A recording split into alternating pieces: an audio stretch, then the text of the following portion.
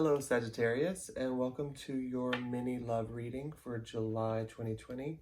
This is intended to be a general reading, which means it may or may not resonate with all of you, but if it does, amazing. If you would like to book a personal reading with me, all of that information is in the description box below. If you haven't checked out your monthly reading, please check that out.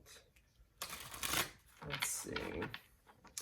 If you would like to add your energies to the channel by liking and subscribing, I greatly appreciate it. And I'm also giving away 5 free personal readings at the end of the month. The way that you become eligible to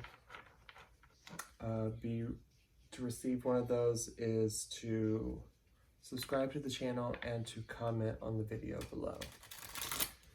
All right, so let's get one more shuffle and we will get into the cards. Here we go. This message is for Sagittarius. Angel, spirits, guides, what do we have for Sagittarius?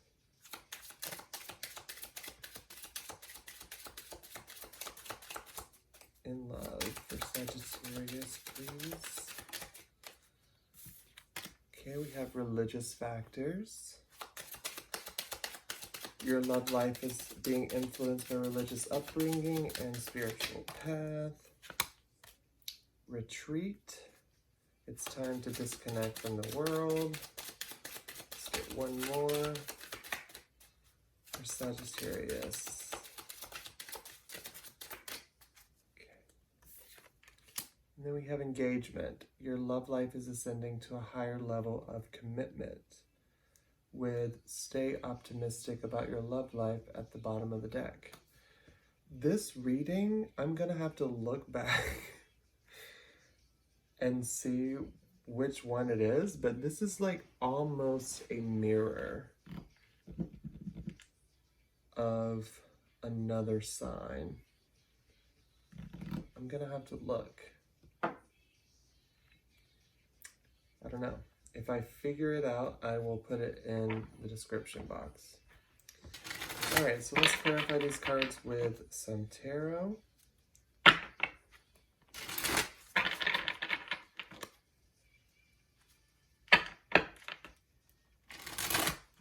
right.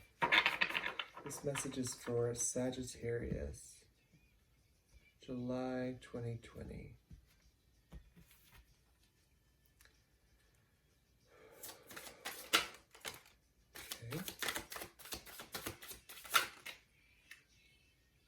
That's too many, I'm sorry. Okay. Bottom of the deck, we have the Page of Wands. Okay.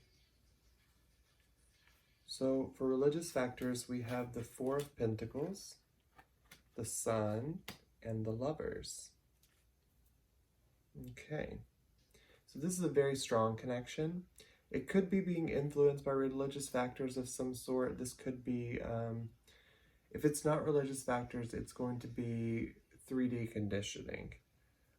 This is a connection that makes you extremely happy, but for whatever reason, there's something, I feel that it's more conditioning than religious factors. It's going to play out differently for each of you, so take it how it resonates, but there's something here that's causing a blockage of the heart.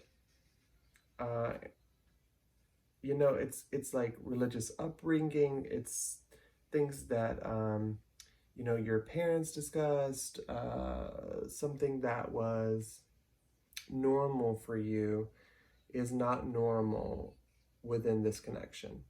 Even though it makes you happy, and even though you have this energetic pull to this person, there's still something that is blocking the heart chakra from opening. It's, you know, blocking this exploratory energy, the one that wants to go out and explore this option with passion. So for retreat, it's time to disconnect from the world. Maybe this is where we go and we retreat. We go into hermit mode. We figure out these blockages, what they mean to us, and we sort of reconcile this within ourselves in order to open up the heart to be more in alignment with this connection. We have the Three of Wands.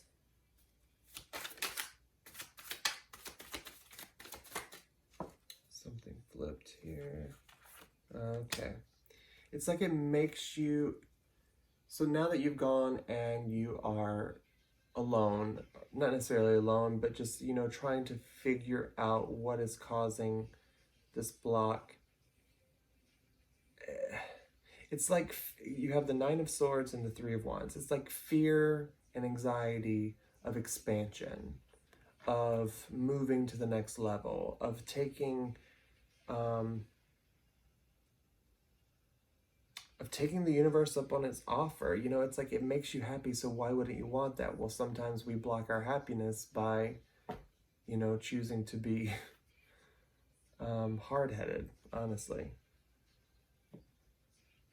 I think that you're using this time to work through the drama. Yeah, see, at the bottom of the deck, we have the Fountain card. This is about coming into alignment. Again, you know what I was saying earlier. It's like becoming into alignment, but also allowing things to just be as they are. And as they are is what I work from.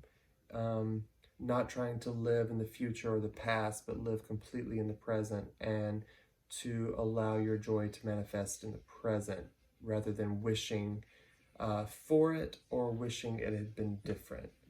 You know, it's like, it's more of a singular mindset of the now and living for now.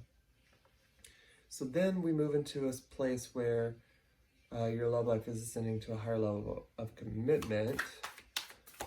So let's see what that's about here.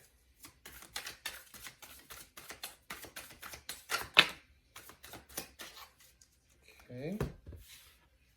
So we have the Ace of Swords, a brand new beginning in clarity and in truth. I feel like this is you understanding finally what this connection is to you, but also what it's trying to teach you. You've got the Two of Cups. It's a very powerful soulmate connection. You know, whether it's a, you know, I'm seeing the Lovers in this deck as my twin flame card.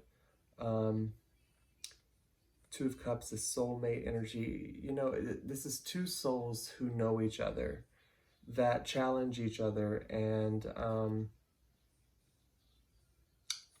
create so much happiness for each other.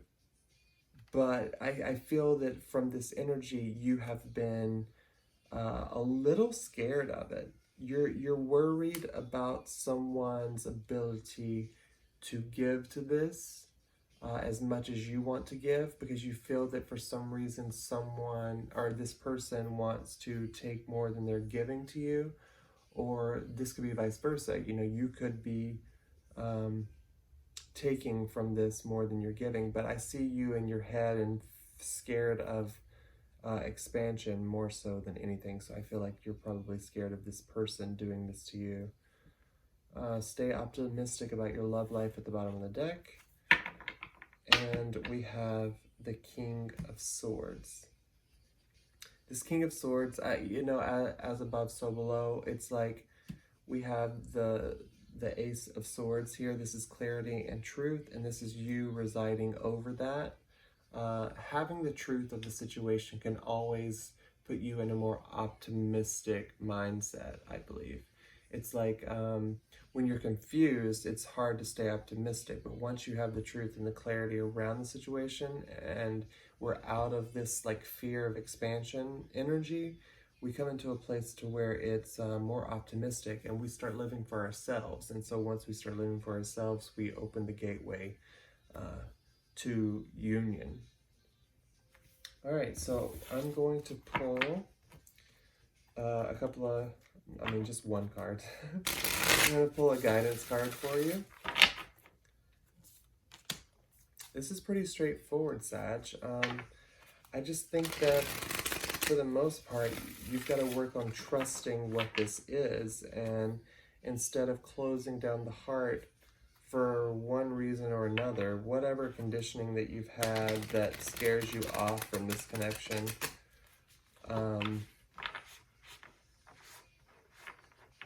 it's time now to find the clarity. And I feel like that's what you're doing in the retreat. And then as soon as you're ready, you know, the higher level of commitment is definitely here. All right, so let's pull a guidance card for Sagittarius, please. Angel, spirits, guides, what guidance do we have for Sagittarius? Okay. That was very fast. You have the Seer.